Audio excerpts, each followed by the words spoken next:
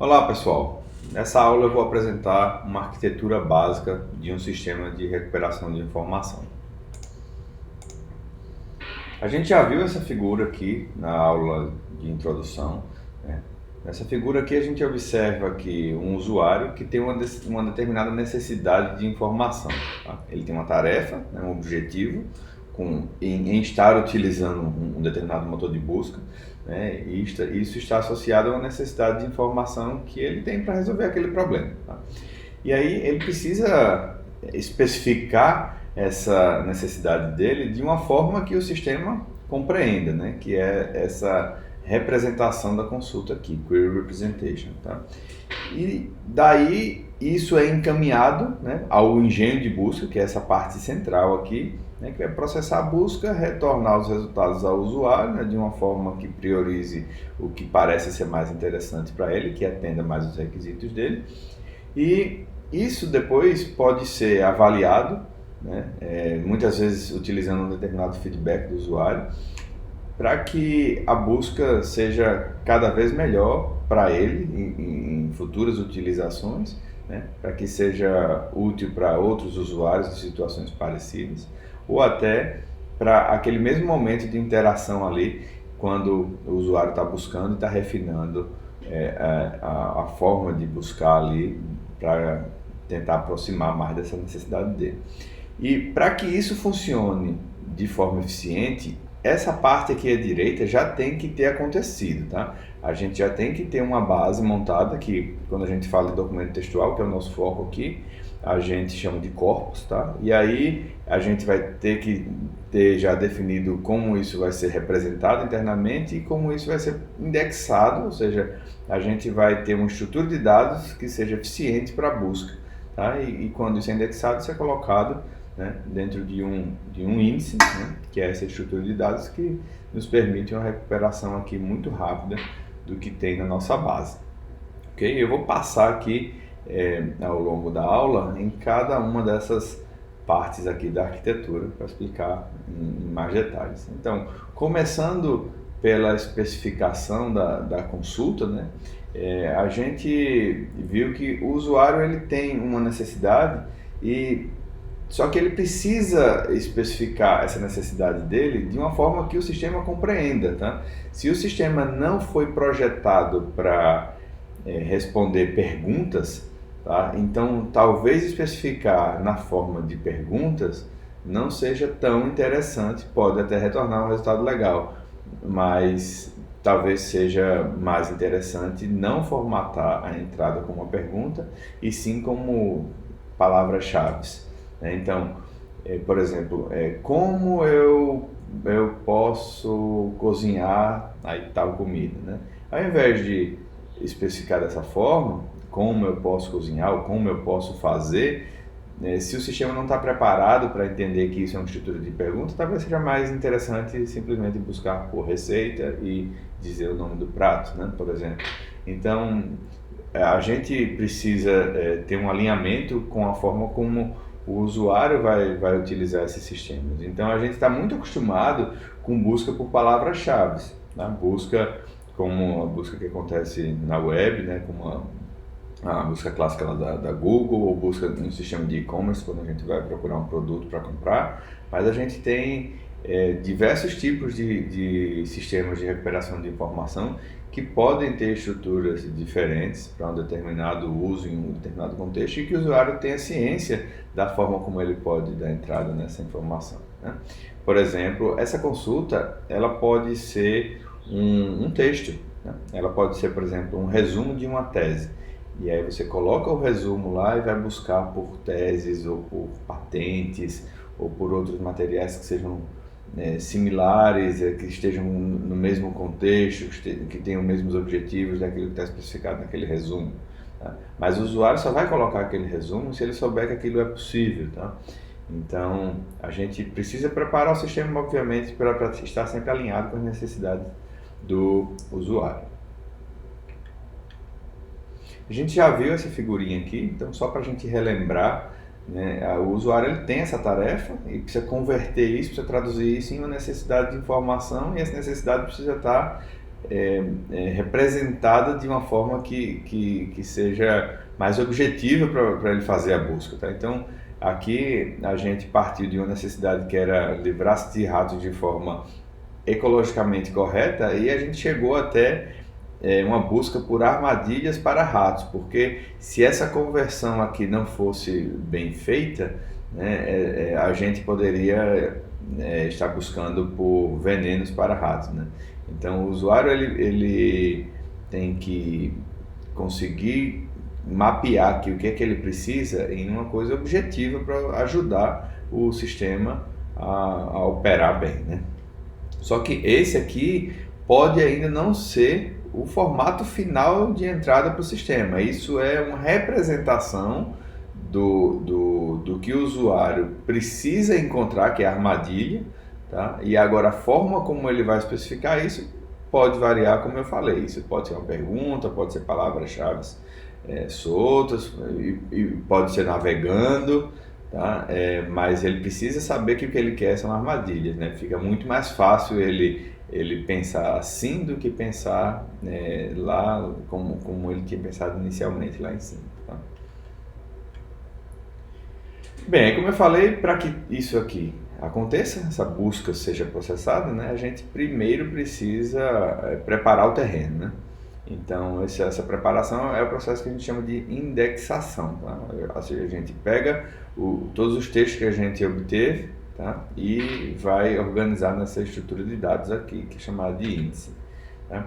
Essa estrutura, ela lembra um hash map, lembra um dicionário, tá? Onde a gente vai ter os termos que são buscáveis aqui, como tem aqui embaixo, por exemplo, friend, Roman ou countryman, tá? E aqui à direita a gente tem uma lista dos possíveis, dos documentos que contém, na verdade, esses termos, tá? Então, se o 2 está aqui é porque ele contém esse termo aqui, friend. A gente vai ver mais na frente que ele pode, na verdade, não conter exatamente friend, mas conter alguma coisa similar a friend, tá? Mas, grosso modo, é isso. Essa é a lista de documentos que estão associados à friend. Então, quando é disparada uma busca que contém esse termo, né, o acesso aqui a essa estrutura de dados é super rápido, né, em tempo constante. Aqui a gente calcula, por exemplo, um hash para encontrar aqui esse termo e rapidamente consegue a lista de todos os documentos que contém friend e pode retornar isso para o usuário. Agora, claro, se você especificou na sua busca friend e Roman, então a gente vai ter que fazer um merge aqui, né, uma mistura aqui dessas duas listas para poder dar para o usuário os documentos que contêm ambos, tá? Mas o processo aqui começa do começo, tá? A gente tem os documentos que estão no corpus, né, que precisam ser indexados, eles já foram obtidos por um processo que a gente vai estudar mais na frente, né, o processo de crawling, de obtenção dos dados, e isso vai variar muito de acordo com a necessidade, tá? Então, suponha que a gente tem documentos que tenham termos como esses aqui em cima, e aí isso vai passar por um processo de tokenização, tá? Que é de separação dos termos que a gente quer utilizar. Essa tokenização não necessariamente é por espaços e por pontuação e vai separar palavra por palavra. A gente pode querer separar frases, a gente pode querer separar parágrafos, a gente pode querer separar 2, 3 palavras juntas, tá? E aí, quando a gente tem esses tokens aqui, a gente vai poder usar certos módulos linguísticos aqui, né? Isso são algoritmos que vêm da área de processamento de linguagem natural, para a gente normalizar esses tokens. O que é isso? É a gente transformar esses tokens da forma como eles foram identificados para a forma como eles vão ser indexados, tá? Então veja que eles foram identificados aqui como friends, romans, e isso tudo está no plural, né? Countrymen, aqui também no plural, e veja que a gente passou por um algoritmo que removeu esse plural, deixou todos no singular, de forma que a gente aumente o nosso espaço de busca. Claro que a busca fica menos específica, obviamente, né? Mas a gente aumenta o nosso espaço de busca de forma que quando venha tanto no singular quanto no plural a gente consiga recuperar isso aqui. tá? Então a gente aqui passou para Friend, Roman e Countryman, tá? E feito isso, a gente coloca na nossa estrutura de dados e depois fica muito fácil de buscar lá. Isso é uma visão bem grosseira, tá? Do que é um processo de indexação, mas dá uma boa ideia para vocês sobre o que é que a gente vai estar estudando aí em mais detalhes, né? Bem, uma vez as coisas estando aqui armazenadas no índice, a gente precisa decidir qual é o processo de busca mais apropriado para aquela situação, tá? Considerando o tipo de dado que a gente tem, né? E considerando a forma como a consulta foi especificada, né? Ou vai ser especificada pelo usuário e até a forma como o índice foi montado. Então, na verdade, essas três coisas aqui, elas precisam estar sempre interligadas. Você não vai olhar cada uma de forma isolada, tá? E deixar por último aqui para resolver no engenho, tá? Uma coisa está associada à outra, mas a gente precisa definir qual vai ser ou quais vão ser os algoritmos que a gente vai implementar aqui, tá? Para que a gente consiga acessar esse índice de forma adequada e devolver a resposta para os usuários, né? Que são esses resultados aqui do processo de recuperação de informação, processo de busca, tá? Um ponto crucial aí é o processo de ordenação dos resultados, tá? Porque não adianta simplesmente achar o que parece ser alinhado com a necessidade do usuário, mas dá para ele uma ordem para otimizar o tempo dele. Então, o usuário sempre espera que o primeiro resultado seja o que ele precisa e não precisar nem, talvez, ir para o segundo. Tá? Então, essa é a expectativa do usuário. A gente tem que ter isso em mente para tentar dar lá no topo, né, o que seja mais importante para ele, mais alinhado com a necessidade dele. Isso, claro, nem sempre acontece, mas quanto mais cedo ele encontrar ali o que ele busca, mais satisfeito, né, ele vai ficar. Esse algoritmo de recuperação, de ranqueamento aqui dos resultados da recuperação de informação, ele é crucial e foi, por exemplo, a grande razão para o sucesso, por exemplo, da Google, tá? Na época existiam outros motores de busca, tá? Eles não se propuseram inicialmente a indexar muito mais coisa do que já era indexado, nem a mudar a forma de representar essas consultas de usuário. As consultas continuaram sendo por palavra-chave, mas o algoritmo de ranqueamento foi fantástico, né? Isso foi uma revolução na época, né? Marcou uma era ali, né, do sistema de recuperação de informação, de forma que rapidamente isso viralizou e todo mundo passou a utilizar aquele motor de busca que estava surgindo ali.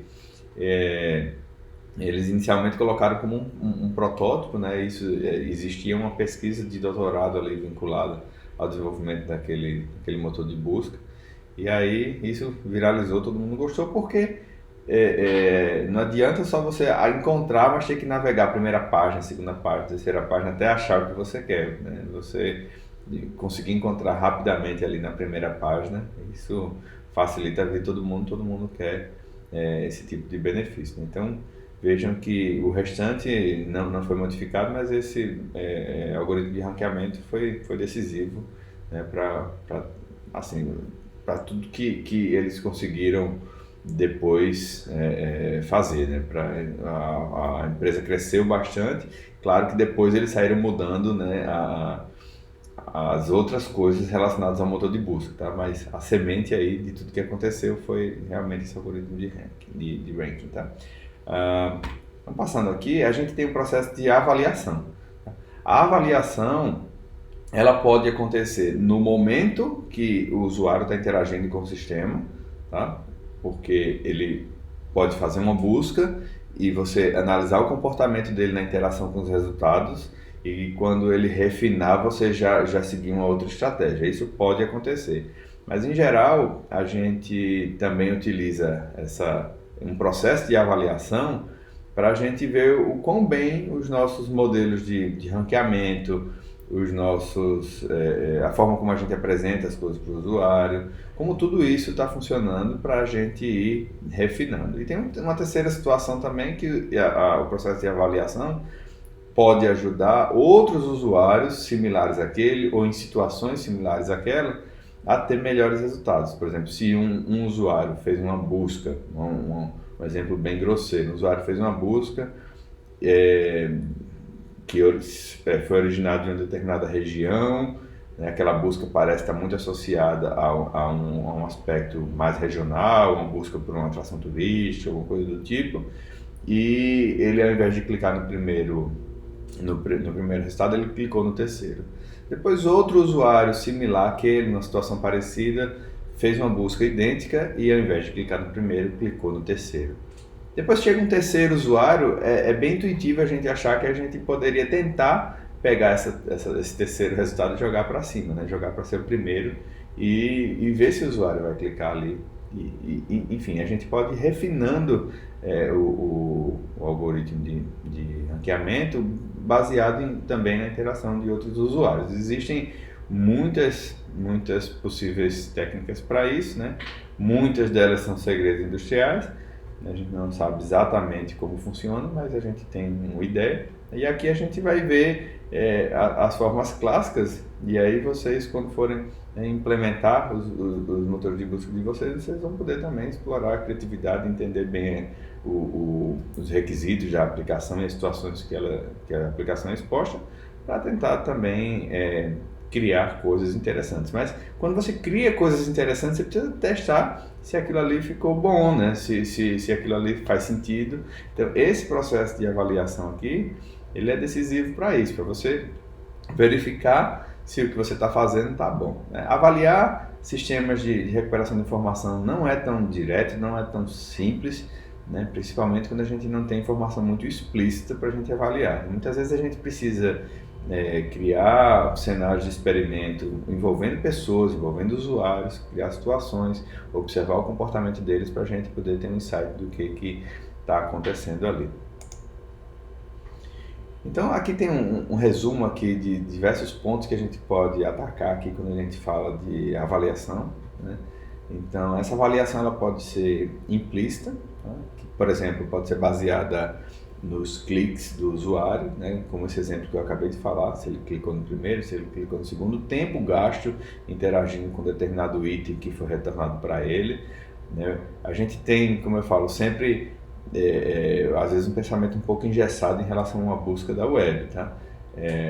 Mas imagine que você fez um engenho de busca para ser usado por um tribunal de justiça. Então, os usuários são pessoas da área do direito, né? São pessoas que vão acessar aqueles documentos ali, buscam, acessam, analisam e depois fazem a atividade deles. Então, dentro de um sistema como esse, talvez você consiga controlar isso, se ele abre o documento, quanto tempo ele fica lendo aquilo ali e depois ele vai para outro documento, quanto tempo ele analisa aquilo, né? E coisas que a gente, às vezes, em um outro sistema mais amplo, como uma busca na web, que o usuário clica, abre numa outra aba, abre numa outra janela, ou até numa janela anônima, a gente não tem às vezes, muito controle do que o usuário está fazendo ali, embora dê para estimar também, né? Se o usuário ele abre aquela página de busca e ele clica e aí passa um tempo, depois ele clica em outro, a gente espera que ele esteja analisando, mas ele pode estar fazendo outra coisa também no meio do caminho. Então, tem muitas nuances aí que a gente precisa levar em consideração, obviamente, né? Mas a gente não pode ficar com aquele pensamento engessado que só existe aquela busca clássica da web, tá? Vocês podem estar procurando, por exemplo, filmes. Então o usuário buscou um filme, aí ele assistiu o trailer, ele lê a sinopse, ele assiste um pedaço do filme, talvez. Então tudo isso pode ser útil para você avaliar se aquele resultado foi bom, se ele não foi bom, tá? E o feedback explícito é aquele quando o usuário realmente dá um retorno, né, para o sistema, se gostou, se não gostou. Muitas vezes você, por exemplo, busca numa ajuda, em um manual na internet sobre como fazer alguma coisa.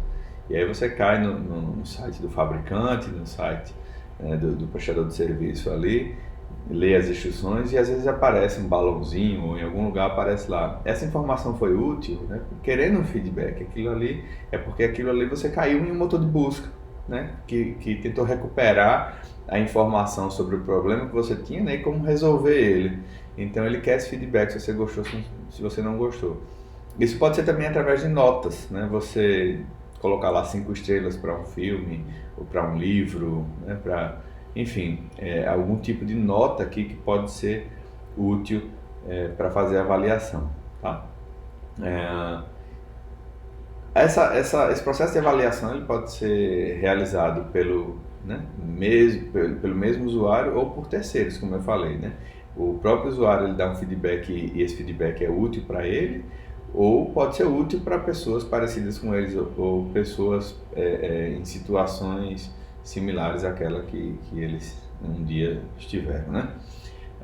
Aí esses julgamentos eles podem ser binários, né? Ele pode dizer assim que gostou ou que não gostou da informação, se a informação foi útil ou não foi útil, né? E pode ser graduada, né? Pode ser notas, como eu falei, estrelas, enfim.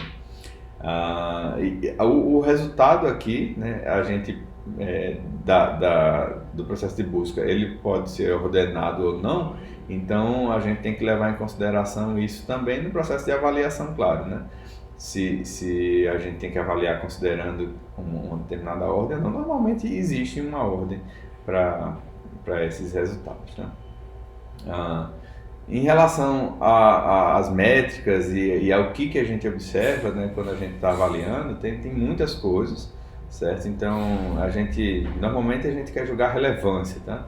E para julgar relevância, a gente tem métricas como precisão, né, que é o precision, tem o NDCG, e tem métricas, por exemplo, relacionadas aí a novidade, diversidade, porque muitas vezes, dependendo do sistema, principalmente um sistema de recomendação, né, às vezes é interessante você não dar só aquelas coisas que você tem certeza que você vai acertar, porque é sempre aquele filme muito alinhado com que o usuário sempre assiste, né? De repente você sugerir uma coisa um pouco diferente, ele vai ficar mais surpreso com aquela sugestão ali, vai gostar, né? Isso tem um certo ponto positivo, né? Então, tentar balancear essas coisas pode ser importante e se isso for um requisito para o sistema, a gente tem métricas, tem estratégias para avaliar isso também, né? Se aquela novidade que foi incluída no resultado foi bem aceita pelo usuário, tá? A gente vai passear em várias dessas métricas aqui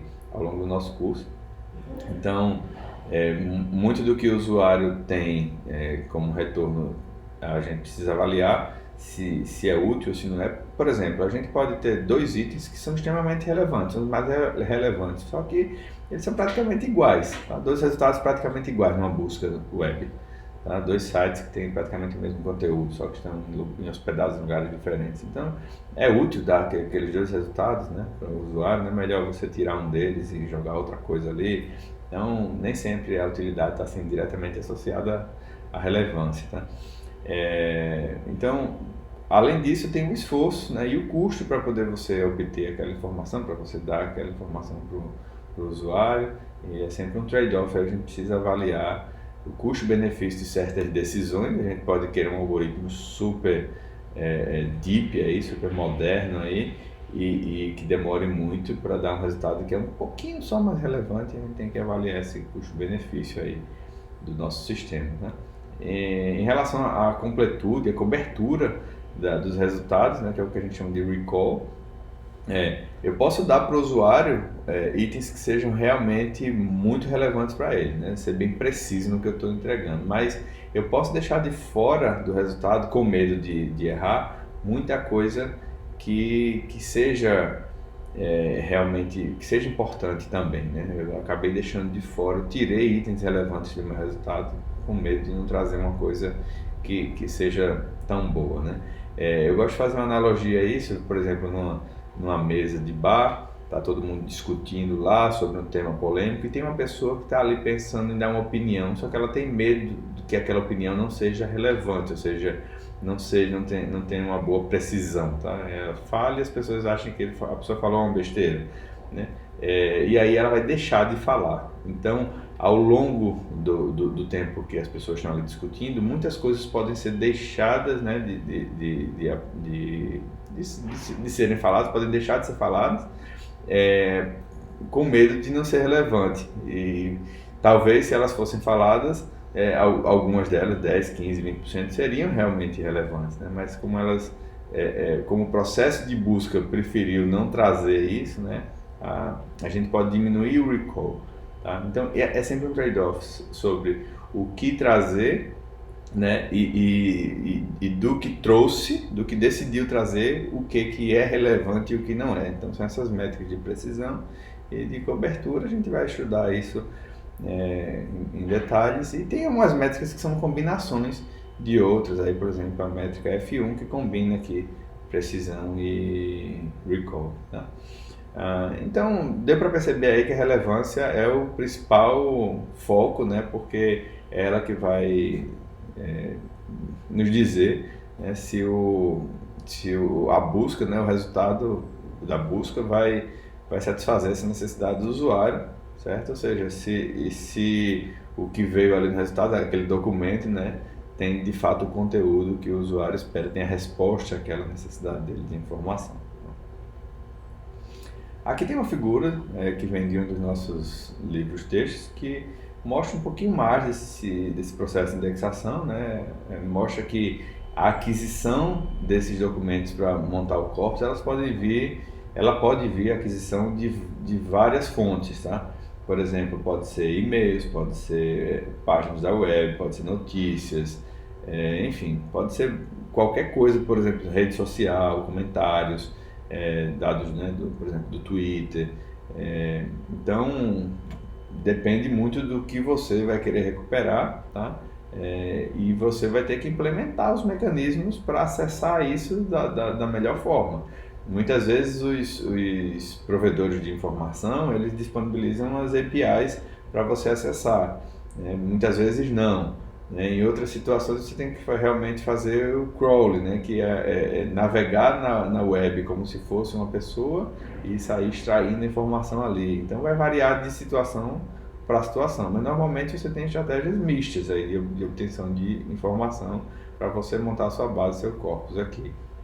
Então, esses dados, quando chegam, eles vão para uma data store aqui e eles precisam ser transformados, né, para depois serem indexados, certo? Aquele processo de transformação que a gente viu, por exemplo, que a gente tirou as palavras do plural, né, deixou todas no singular, mas esse processo de transformação pode ser muito mais complexo, pode ser muito mais elaborado, né, para a criação desse índice, né, até a gente formar o índice aqui, que é onde vai ser de onde vão chegar as requisições de busca, tá?